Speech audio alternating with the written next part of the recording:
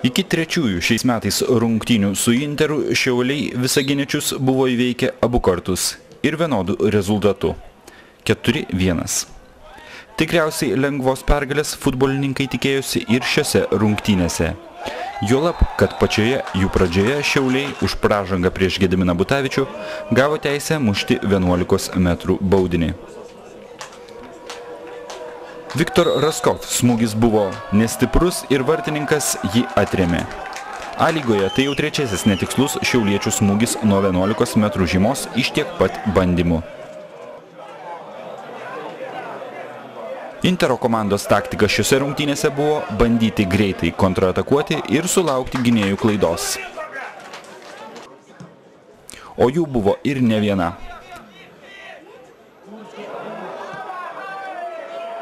Iki 18 minutės apsiginti Šiauliams pavykdavo.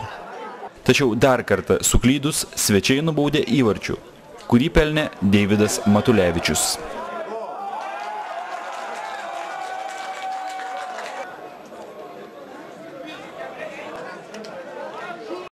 Epizodui komentaras tikriausiai nereikalingas. Donatas Strockis nepataikė į kamuolį ir Intero puolėjas išnaudojo atsiradusią progą.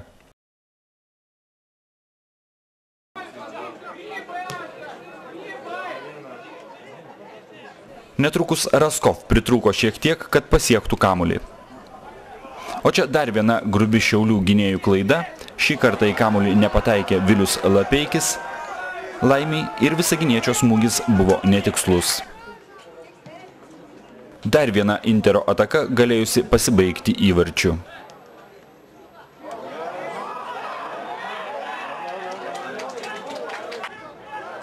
O čia šiauliečiui Mindaugui Lukoševičiui pritrūko gero metro iki kamuolio.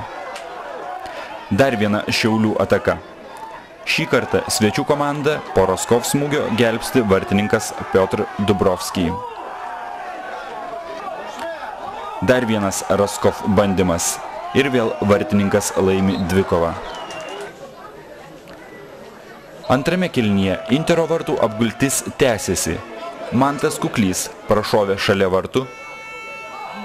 Vaidas Šilėnas smūgiavo tiesiai į vartininką. Kitas jo smūgis buvo taip pat netikslus.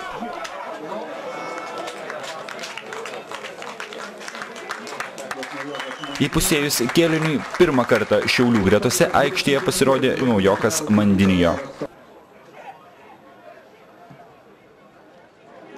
Intero žaidėjai neišnaudojo dar vienos progos padidinti skirtumą.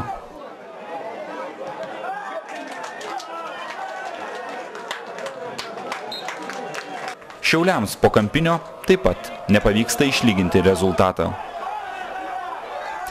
Dar dvi Visagino komandos atakos. Šioje Ingus Lukovičius gelbsti savo komandą.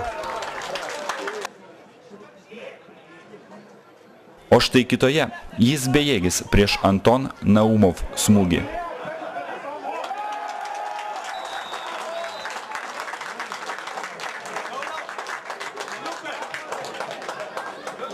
(0-2).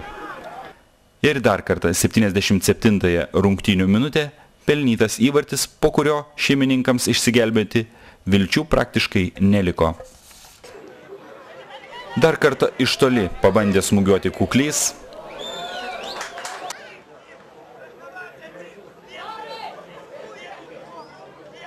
Po Mandinijo gražaus perdavimo į vartus nepataikė Intaras Kirchners ir Vaidas Šilėnas nepasiekė kamuolio. Trenerių ir Viktor Afanasenko interviu po rungtynių. Reta pergalė Interui, tikriausiai labai džiaugiatės. Tai aišku, džiaugiamės antrą pergalę sezone. Jūsų komentaras apie rungtynės? Šiaip komanda įvykdė visas užduotis keliamas, kokias nesuplanavom žaisti, taip mums pavyko žaisti.